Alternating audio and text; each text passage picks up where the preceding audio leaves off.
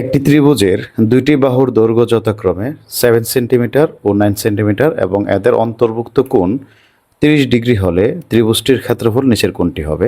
বরিশাল বোর্ডের 26 সালের একটি প্রশ্ন।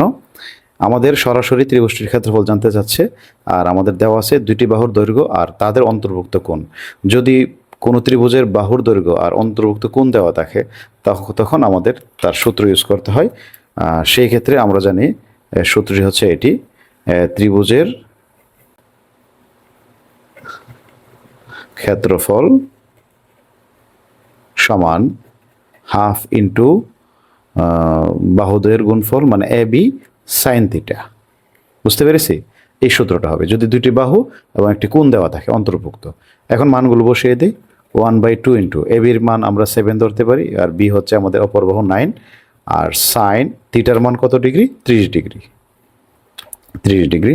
তাহলে এখন আমাদের হিসাব করে ফেলি। আমরা ক্যালকুলেটর দ্বারা যদি হিসাবটা করি তাহলে কী পাই? 1/2, ঠিক আছে? 1/2 into 7 into 9 into sign 30 degree.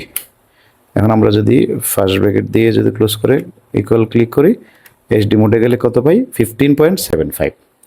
তাহলে আমাদের উত্তর হলো 15.75। তাহলে এই হচ্ছে আমাদের উত্তর, 15.75 বর্গ সেন্টিমিটার। প্রথম যে ক নাম্বার, এটি হচ্ছে আমাদের উত্তর।